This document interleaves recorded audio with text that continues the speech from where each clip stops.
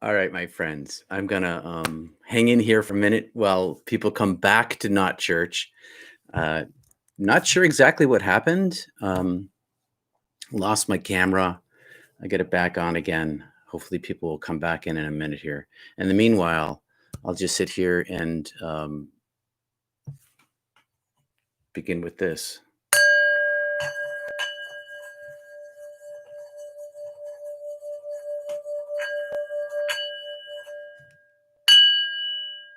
Hi, everybody.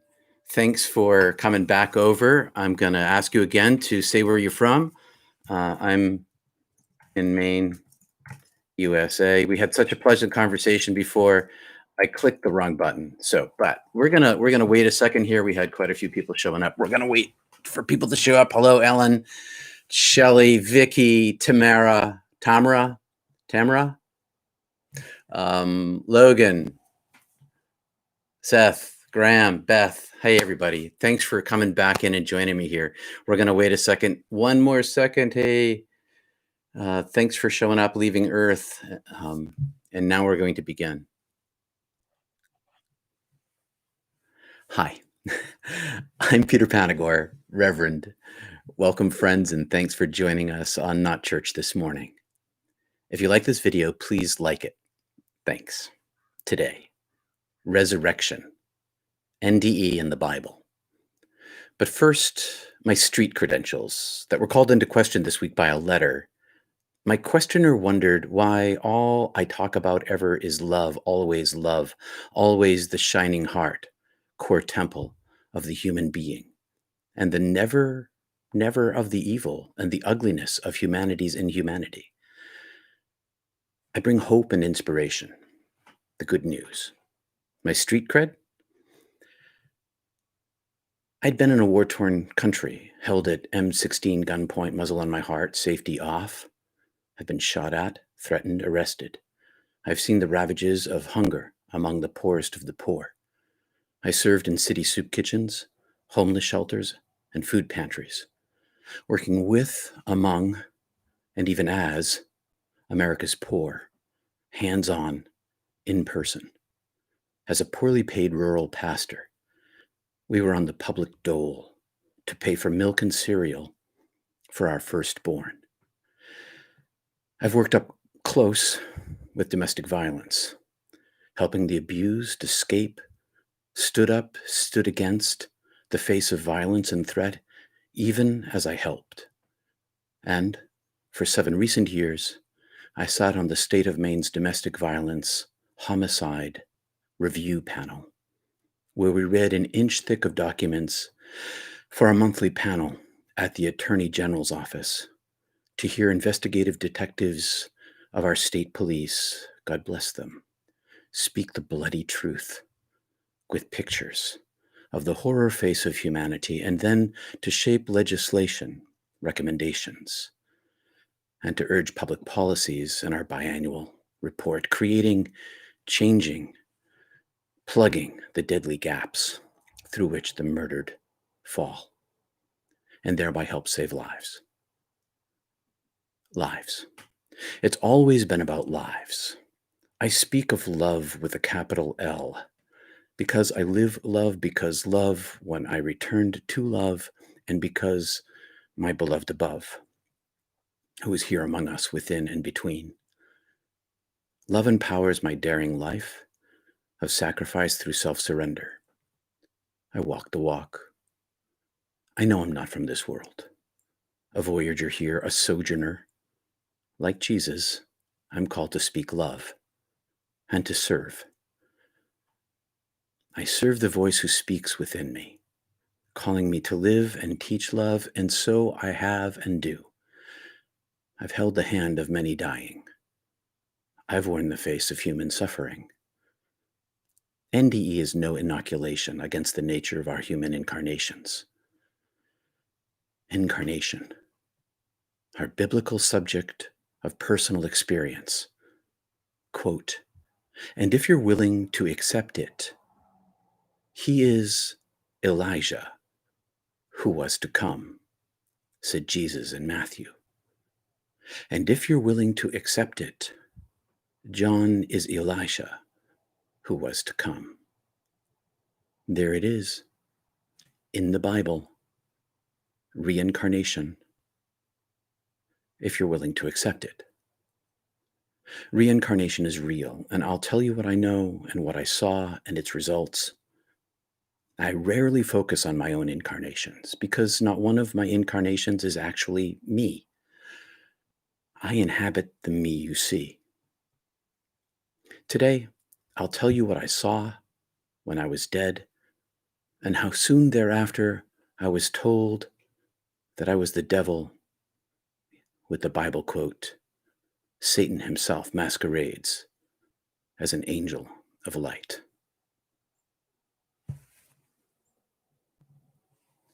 So, when I was dead the first time, I saw what I call the long tail, living, everlasting aspect of my soulness, of my consciousness.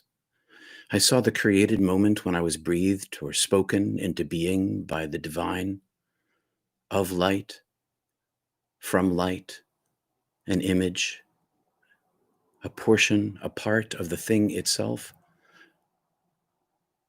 I saw my Peterness as the top end of my long-tailed soul, everlasting, a micron-thin coating.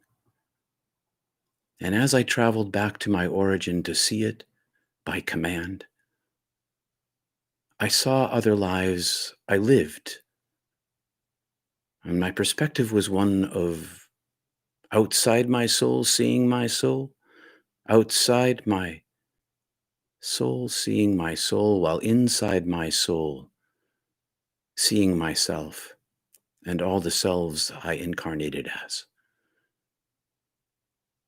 And imagine what that's like when you come back into a Christian culture. I was in timelessness when I was seeing all of that. And so it's hard for me to say if they are concurrent incarnations because of the everlasting nature of my timeless soul, or whether they were sequential. I don't know. And I can't see into them now.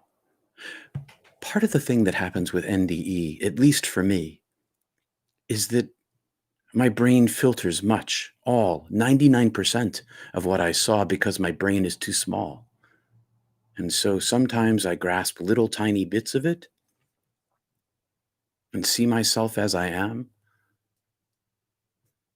And to my friend who wrote to me, I speak of love because I'm made of love. And that is the true essence of my being. Always has been, always will be. But I also saw my carnate self. And I see myself as carnate now. And so I know I lived other lives or living other lives. It's hard to tell from here. But I did see that the Peterness of myself was sort of the pinnacle point of my current incarnation. I know it's paradox, and I can't help that.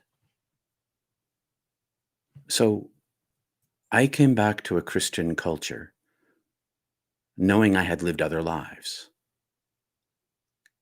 And on this particular day that I'm about to tell you about is the day that I first found my prana, my chi, and my aura, my chakras, my aura in concentrate. So there I was, back at University of Massachusetts at Amherst, in a pantomime class with a student of Marcel Marceau, who taught yoga in his mime teachings. I'd been practicing mime for a year, toured nationally in a theater company as a mime. And so in class, Jody began each class with yoga, as did Marcel Marceau. But Jody was also studying for his Kung Fu black belt. And he knew something of Qi and Prana.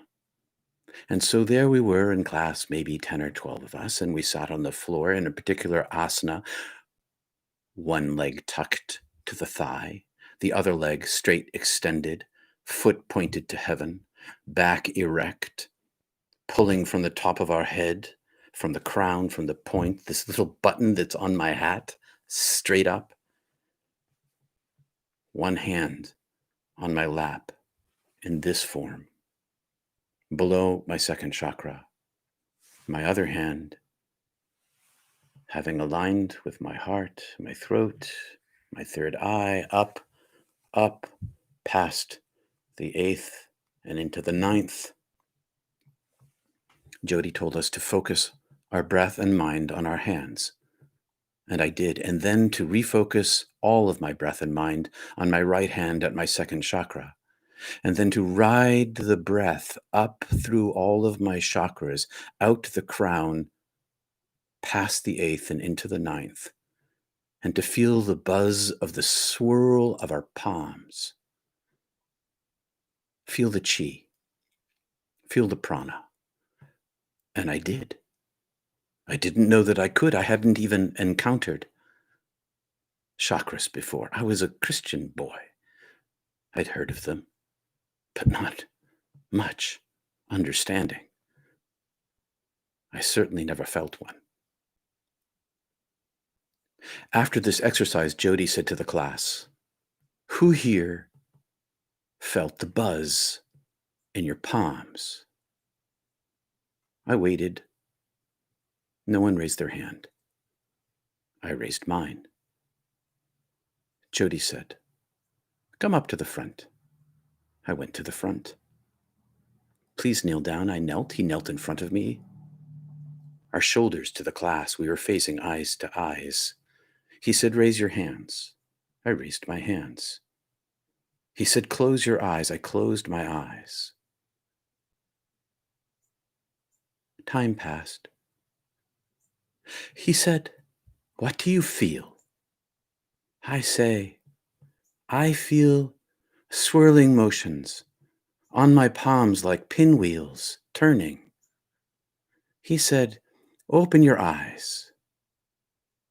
Look at my hands." His hands were making pinwheels, an inch from mine. He said to me, "How did you know how to do that? What have you been studying?" I said, "I haven't been studying anything. I don't know how I did that." At that moment, two students stood up side by side, a man and a woman, and they were angry. And they said, "This is the devil. This is the devil. We are Christians. The devil disguises itself as light. That thing that you feel, that's the devil itself." And they stormed out. "We're dropping this class. We'll never be back again." Jody said goodbye. They left. The door closed. It was on that day that I came to realize that there were things that had broken my relationship with Christianity.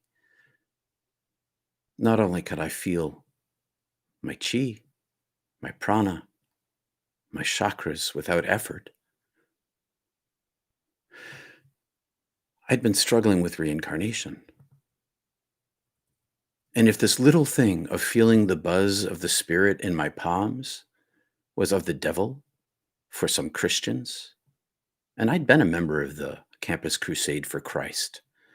I'd even attended Navigators my freshman year, both my freshman year. I had exposure to them.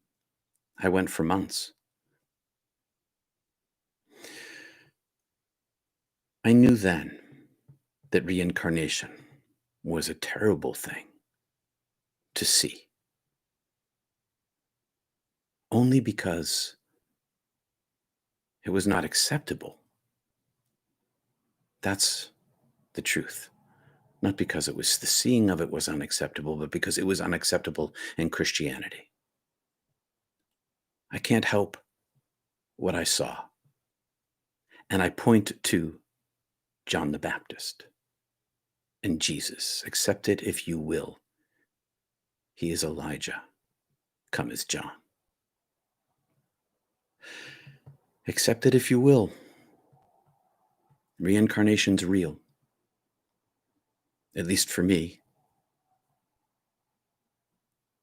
I don't focus on my reincarnations any more than I focus on the incarnation that I'm in. I mean, of course, I live practically. One has to be practical in life.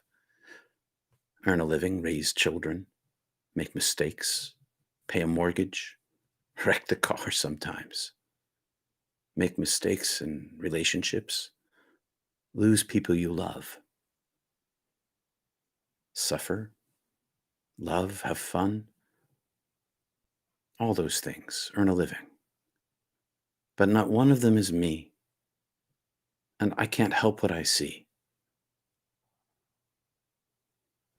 I'm more integrated in this body now after my second near-death experience and another mystical experience that happened before then, but that inner eye that sees, it always sees. It never shuts off. It always tells me I am like an avatar in a game, living inside a world, inside a body. Not my body, but the body that I'll leave behind when I die this time. And I will die this time. Everybody will. Nobody gets out alive. Except for, of course, there is no such thing as death. It's just the body that dies. And back you go.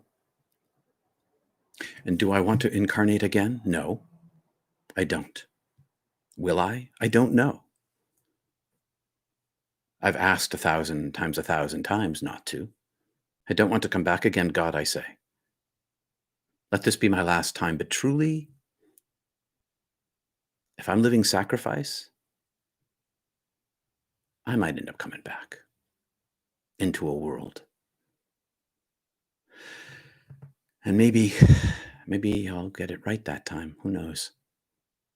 In the meanwhile, as long as the inner eye focuses on the oneness of being, the soul with a capital S, the rest of the world that I live in as I live through it, all is blessed by the pursuit of the giver of life, and not the gifts of life, the giver of life. Pursuing the giver of life leads us into the light and makes us channels of light. And the Gospel of Thomas, Jesus' opening words are, the one who discovers the key to these words shall not taste to death. I didn't discover the key to the words. The key came with my NDE. A key did. So that's my story today. I'm going to remove the teleprompter, which I stopped using when I started telling this story. But I do use a teleprompter, and I want to tell you that I use one because I like to write. And I think language is a capacity of human beings to communicate the presence of the ineffable verbally through the throat chakra. And I want to say, please, it's easy way to support Not Church is to subscribe and then to stick around here for the live chat. And that's right now. And then over at Mystic Tea Salon, if you want to join our salon face-to-face to have a conversation, please visit peterpanagore.love and click the program tab. The password is peace. We're going to meet at 10:30 a.m. Eastern, and I'm available for counseling and reflection. peterpanagore.love. And now I'm going to take away the teleprompter, and I'm going to see what's going on over in the chat. Ta-da! There it is with my phone on it. And so, hi, everybody. Thanks for joining me here this morning. I, of course, have not been reading the chat, and I see that we've got 74 people here this morning. That's fantastic. Hello, 74 people from around the world. I could be in the United States. When I was a kid, there was this show called Romper Room, and it was a syndicated show that was broadcast on all these TV stations nationally. And in Boston, which is where I was from, there was Miss Jean, and she'd hold up her magic mirror and say, "I see Susie and Logan and Leaving Earth recordings, and Rob and Dr. Allison and Valerie and Capital. And anyway, I see everybody who's here, and I thank you for showing up this morning." And I want to say a public thanks to Tamara, because on the other channel before, I couldn't find my camera on the other live stream. Tamara gave a donation this morning, and I want to thank you very much for using that super chat and supporting this show, this program, this thing that I'm doing for you, so that we can create a place where we can talk about the things of our spirituality that are can't talk about anywhere else. Let's put it that way. So I'm going to look over here and see what's going on. If anyone has a question or a comment you want to make, thank you. Thanks, Capital 12831. Is that a zip code? 12831? And does that identify you as, I don't know, Washington, D.C., perhaps? I don't know. I'm guessing. But thanks for the donation very much. I appreciate it. Does the devil exist? Asks Kate. Do we have our channels of light? Do our channels of light ever stay here on Earth? Asks Valerie. Big questions. I think I'm going to have to address the devil question in another video, because it's a little more complicated than yes or no. But I'll say this.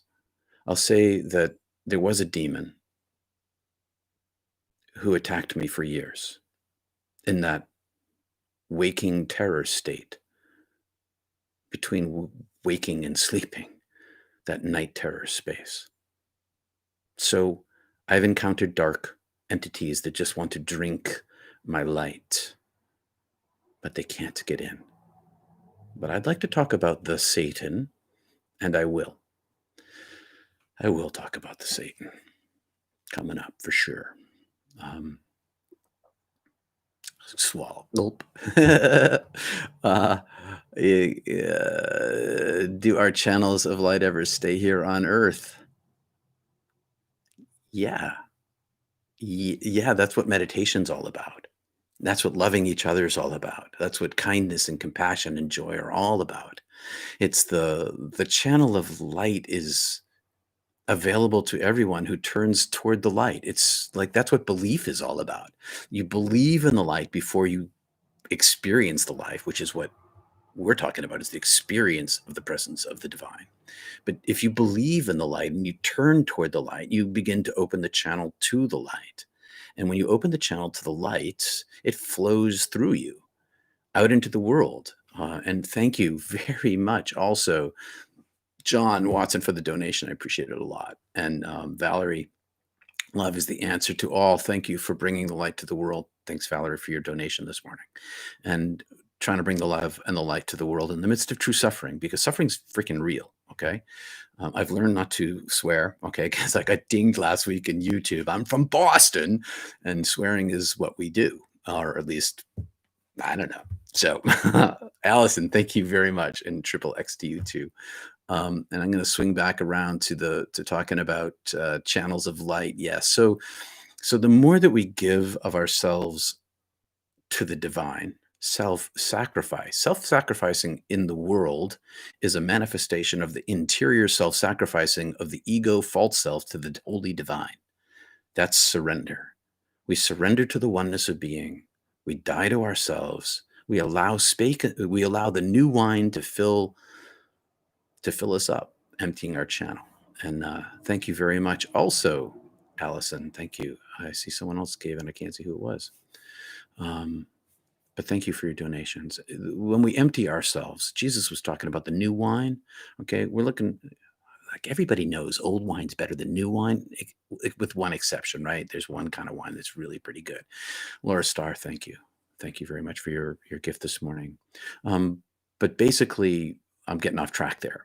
The filling in of ourselves with the new wine of the Spirit pours out into the world. We overflow with it when we die to ourselves and become a channel of light. Meditation creates or helps create this flow. direct experience of God, like, not only helps create this flow, it is the flow. Um, and as we live in the world of suffering, as we face the terrible things that everyone faces, we get to bring that approach with us, that light inside us. Thank you, Brian Payne. You're welcome, and thank you. Rebecca, the devil is real if we experience in our imagination, and it is projected in our and out. We seeing it in the spirit, but not if we choose not to experience it as our human self or our higher self decides if we can or we do. So here's the thing: the demon who attacked me banished every single time by the presence of light. I call upon the light, and I'm protected. I call upon the light and I'm protected. You can't touch my soul. You can't touch my soul. No one can touch my soul. The light is my defense of all. It's like when you enter a dark room and you open the door and you're in the hallway and the light bulb is on behind you. The darkness doesn't spill into the hallway and consume you and the light bulb. The light spills into the room and illuminates your way. It's a trope. I know you might have heard that before, but it's totally true. It's totally true. The light chases away the darkness, and the darkness cannot overcome it. And we're going to talk about that darkness when we get to the Satan, the devil. And that's coming in the weeks to come, I promise. I got a ton to say. And I'm saying it as slowly as I can to try to get out bite-sized pieces so that it's easier to consume. And I'm using the scriptures as a kind of a jumping off place to talk about the things that, so we have a common story for those of you who are raised in Christianity or even Judaism, because there's, of course, we'll be touching into the Hebrew scriptures as well on occasion. But I use it as a jumping off place because it's a common story, a common mythology. So back over. Any questions? I lost my first son almost 6 years ago. Thank you, Christina. Thank you, Christina, for the donation. But Valerie was saying, Rena, I lost my first son 6 years ago to DIPG, rare brain tumor. He passed 5 days after diagnosis. Oh my God. I'm suspecting that, Rena, you got something going on too. I must have not reading the chat as I look into the camera. This is an amazing place to be to help with healing. Hi, Rena. My God bless you, Rena. Since I missed that, can someone let me know what's going on with Rena in the chat, and I'll take a look down. I appreciate it. Thanks, Charles. Thanks, Charles, for the donation. Rena, I'm trying to find balance since my son passed away in January. Okay. Yeah, that's going to be hard to do, Rena. But you're on the journey. You're here. And so you're taking steps. A year it's going to take of suffering, and that ain't no joke. It's going to be a year. You have a lot to go through yet. But keep your heart and mind on God. Keep searching and keep looking. Keep talking to your son. Keep grieving. Cry when you need to.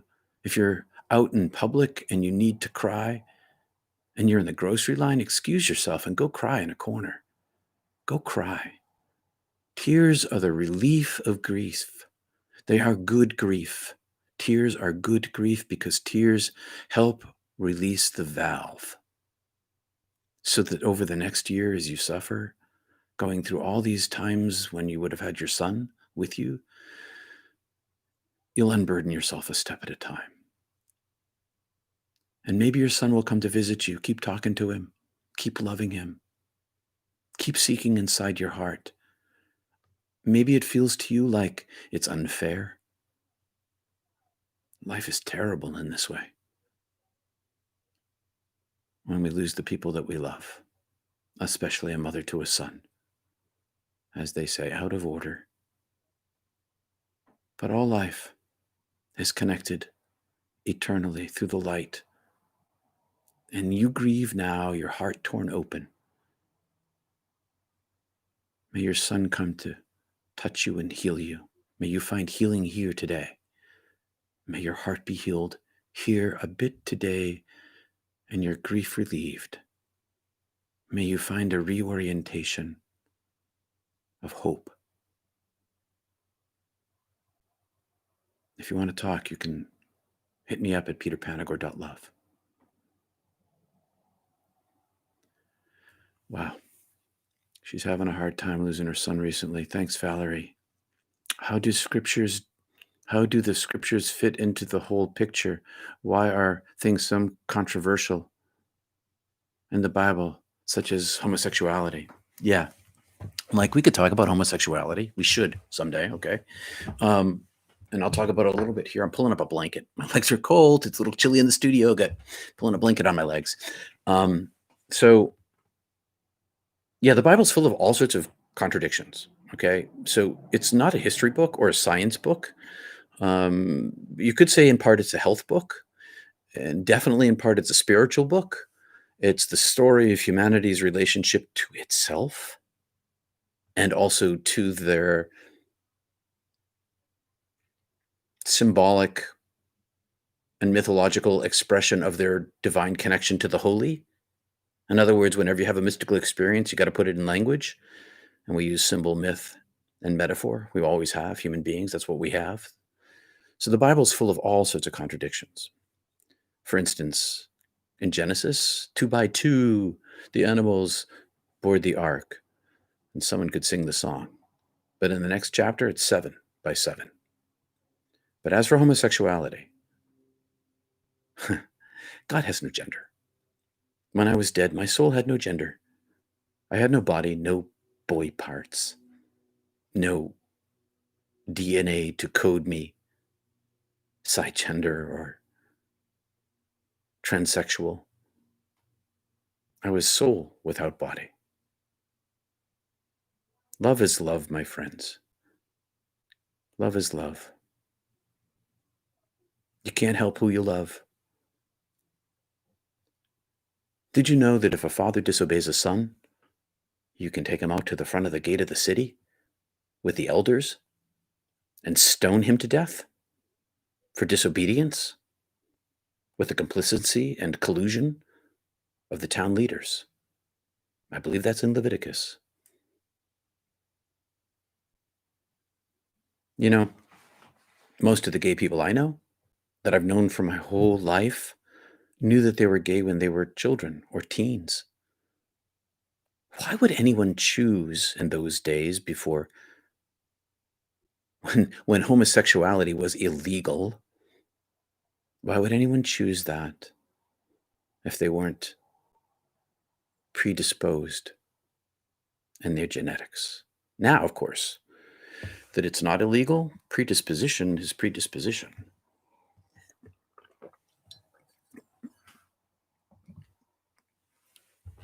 I don't dwell on the parts that I don't understand in the Bible, but I'll talk about them.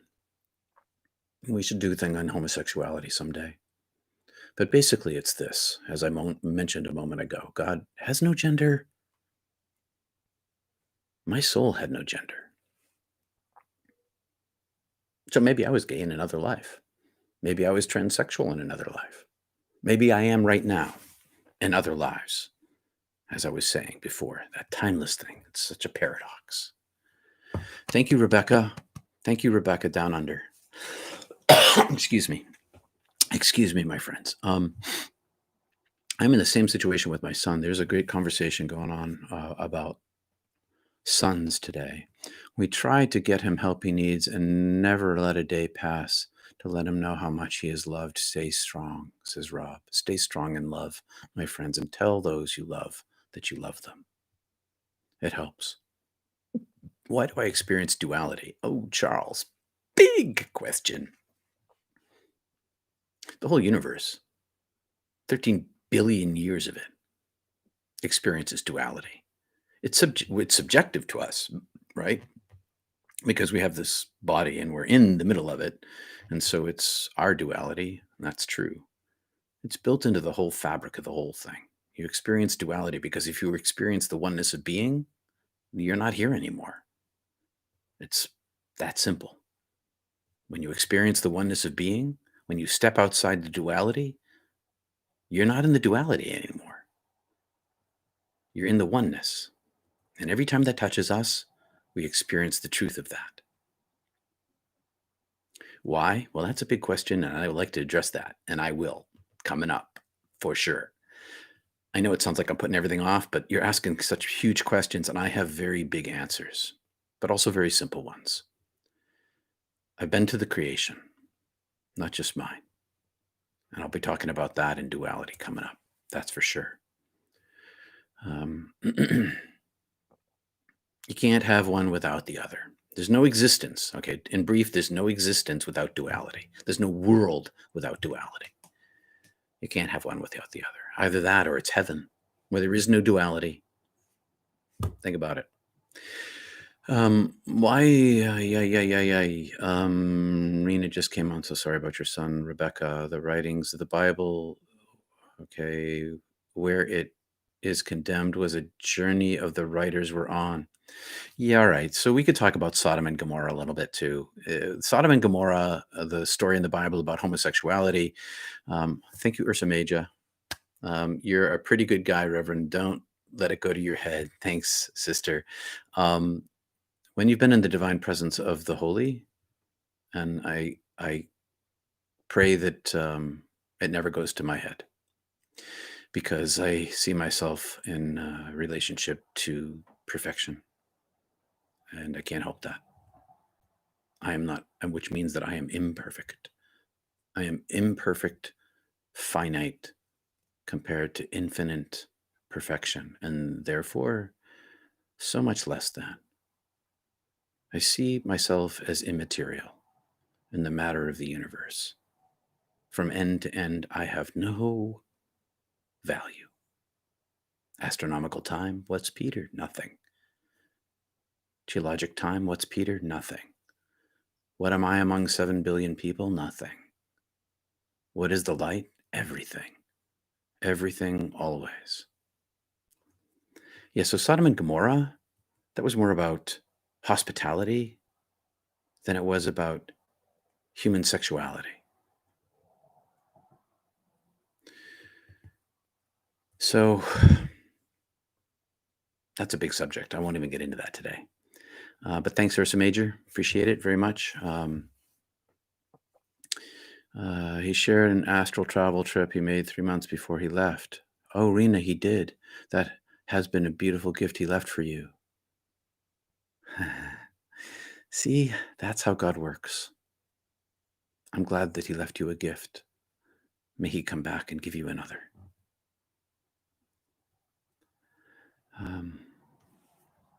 Peter, have you noticed a change in the problems people have been experiencing, like an uptick in the personal problems of revelations? I don't think I've seen an uptick in personal problems. Definitely the globe, for the first time in the history of the world, meaning Earth, is suffering the same two major catastrophes: climate change, affecting everyone, global upheavals, hurricanes slamming into the same coast over and over, whole continents burning, etc., etc., and the pandemic. But I think human beings have been, as we are for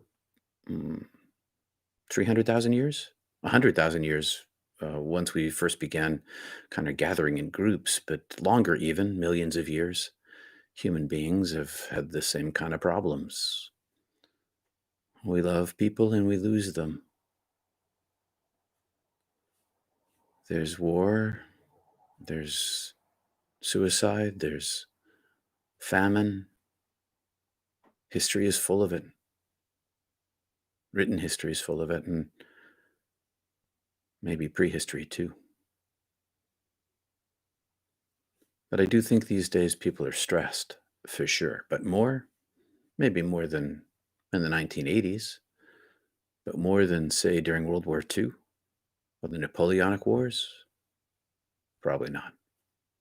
Or the plague. Let's see. Hospitality, thought, hospitality. I'm intrigued and looking forward to learning more. Yeah, we can talk about the hospitality of Sodom and Gomorrah and what happened there. Do you feel like the turbulent times may be coming to help us wake up? Yeah, isn't that the way suffering works? That was from Logan. That's the way suffering works in human life. I mean, individually. When we suffer, we crack open to the light. And so here's this huge cracking open that's a global sized experience where everybody in the whole planet is suffering the same ailments, so to speak. Um, well, one of them is not so to speak, one of them is real. And then there's the climate change. So yeah, I think that the global suffering is helping us reorient towards what matters most. Yeah. Those of us who are awakened or awakening. And I think that also, I've said this before, spirituality is being driven by science for the first time in the history of the world because of near-death experience on operating tables. And so the simultaneous to this great global suffering that we're all enduring, which is cracking us open, is this concurrent near-death experience phenomenon that's allowing all of us who have had mystical experiences the courage to speak aloud. That's kind of what I see. Thanks, Rebecca, sweetie. Thank you for the donation this morning. Appreciate it. Your support very much. Nothing new under the sun. Now, humanities. So one day, I'm going to tell you, on my board of trustees at First Radio Parish Church of America, dailydevotions.org, just before the weather. On my board of trustees was a man who was on the Maine Heritage Foundation, a brilliant, brilliant man with a law degree. Law degree? Yes, a law degree and a divinity degree from Oxford. And one day he said to me, "Thank you, Haven on Wheels. You're such a positive force. Thank you. Thank you. Thank you, Haven, for your gift." So this fella, who is still a friend of mine, one day he said to me, he was on the Maine Heritage Foundation, which is a conservative think tank in the state of Maine. He said to me, "Peter, you're a conservative." I said, "What, David? I'm a conservative? What do you mean?" He said, "Because you are not a utopian. You think that humanity has been humanity for hundreds of thousands of years and that our morality, so to speak, our human nature remains essentially unchanged, and that we are basically animals with intellect and communication skills and the ability to write things down and pass things on and create culture, externalizing our evolution in a lot of ways, but basically still human beings, warring, killing, all the terrible things we do and all the good things we do, right? But that we haven't changed a whole heck of a lot in the 100,000 years since civilization began. 10,000 since agriculture and language, but we could probably push it back to 100,000. So, yeah, human beings not change much. I'm conservative in that way, but not because of a political stance, but just because of reading history and seeing what humans do and have done and are doing tribally to each other. So this whole awakening thing that's global that we were talking about a minute ago, yeah, it's a big new tribe. We are a big tribe, and we're just finding out about each other. We're just beginning to communicate, and Not Church is part of that. So if you like Not Church, take a moment, please, to subscribe. I appreciate it very much. That's how you can give support. I appreciate that very much. And like this video because that helps too.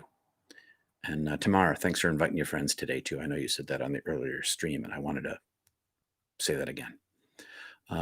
Thank you, Catherine, very much. Thank you for your donation. It's helpful. Very keeps me going here. The crack is where the light gets in, says Wendy. Totally true. Let's see. P.S. Is hell just a life review which affected many people in life negatively, and heaven the reverse? Yeah, I see. I think that you nailed something there. P.S. Hell for me was part of my life review, and I wonder if those who don't, they come back to life before they get out. They die, they go to hell, they come back to life, and now their experience of the afterlife is only hell. But it seems to me, for me anyway, and two of my other friends, one of them named Erica and one named Howard Storm, those two friends of mine went through hell. I went through hell, a hell of my own making, into the divine presence. And what I lost in hell were the things I couldn't carry in anyway. Didn't want. Thank God. They got rid of. God got rid of. So to me, hell was a passing through place of cleansing, a purgative fire of divine love. And I expect maybe going through that again, because I ain't been perfect in this life. I have done my best, but definitely not been perfect. And I'm happy to go through again, because I end up in the oneness of being as promised. I believe in the promise that God gave me. I can return to the presence of heaven within, to God, to that oneness. Have you ever been to Montana, Peter? I lived in Bozeman for a year. I went to Montana State University in Bozeman, skied at Bridger Bowl, backpacked in the glacier, the Tetons, Spanish Peaks, Absarokies. Loved Montana. What a great place. It is big sky. Oh, and you're obviously living in Montana. Where in Montana are you? Still to this day, I'm in awe of the beauty. You have spoken that it's a fraction of heaven I couldn't even imagine yet. And so imagine how beautiful Montana is, and it is really beautiful. When I was hitchhiking back from Alberta into Montana, and I say the world was ugly, like a cartoon to me, after I died, compared to heaven, the greatest beauty in all the world, all over the world. Well, it feeds the soul, but it's less than God. That's one of the reasons I live in a very highly beautiful place. I live in a high aesthetic place, not unsimilar to Montana in terms of its beauty, because it feeds me, because the spirit leaks through nature. And high aesthetic beauty feeds the soul, because God is beauty. So the beauty of Montana is a reflection of the beauty of God. The beauty of the human soul, when it comes through, is a reflection of the beauty of God. Because at best, all we do is reflect the light. Get out of the way of the light and let it bounce off the hearts, the chambers of our hearts, out into the world. I check the time here. I got about 8 minutes left, or maybe a little bit less. I want to thank everyone for donating this morning, and please like the video and subscribe too. I appreciate it. Hey, Charlie, humanity hasn't changed a lot. We're just better technology. Yeah, we have better technology. And the technology, people are like, I'm a technophobe. I don't use computers. Well, guess what? If you use fire, you use technology, because fire was the big changer of technology in humanity's history. Technology is all around us. We use it all the time. It's what humans do. You're welcome, Ariane. Sue, can human thought affect the Earth's energy? Low vibration thinking and actions of love causing the Earth to cry out because the low vibration is pain and causing it to adjust. Maybe, but I think that humanity's impact in the Anthropocene, as a result of carbons being spewed from our carbon-based technology into the atmosphere, has created a warming trend. So yeah, I think she's crying out. I think Mother Nature's crying out, but I also think that it's not just our low vibration. I think it's based on our misinterpretation, especially in the West, of our misinterpretation of the first couple of chapters of Genesis, where we're told to subdue the earth.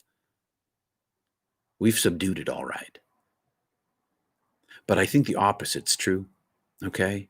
I think the opposite's true. The more we bring light into the world, the more we channel the higher frequency, the more we bring love present, and the more we heal each other,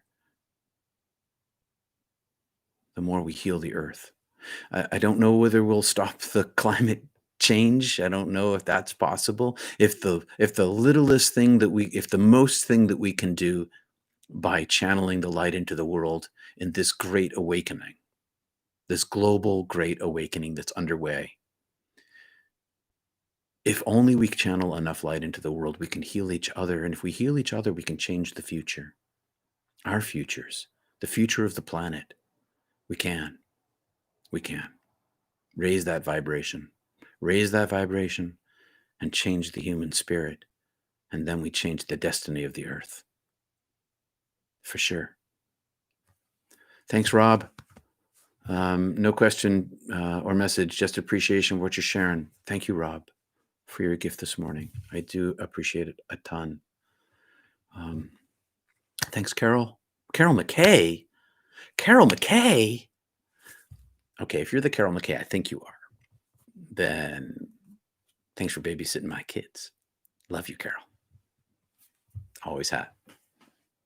And your family, and your sister, and your mom, right down the list, as you know. Anyway, thanks, Carol. Study thyself, for the creation waits with eager longing for the revealing of the sons of God, says Shelley. The sons and daughters of God. Because we are tens of millions of us, hundreds of millions of us. An expression of the light itself, brought about by medical science. And also, more importantly, not just medical science, but all the people who have ever been touched by the holy and have not had the safety to speak it. And now here we are with the safety to speak it. The sons and daughters of God, all of us, lights in the world, each one of us where we are, bringing it to those who are near us. And I just had to check the clock because I got to go soon. I need a 5-minute break here between this thing and the next. If you want to go to the salon and continue the conversation in person, thanks for showing up. I see 77 people here today, 35 likes. Thanks to everybody a lot for that. But if you want to join us at the salon, which is in Zoom, go to peterpanagore.love and click the tab programs, find Mystic Tea Salon, and there's the link. The password's there. Come join us for a continued conversation among experiencers of God and those who seek too. All right. Thanks, everybody. I will leave my vessel here in Montana. I will never leave. Molecules to molecules. All right, everybody. Thanks for the wisdom. Well, so before my last parting word is this morning is that it's not my wisdom, but thank you. No, I just work for the boss. Not much to do with me. So thanks, everybody. I'll talk to you later. You all have a wonderful day, and peace and love. See you soon next week. Not church, 9:30 a.m. Thanks for everything.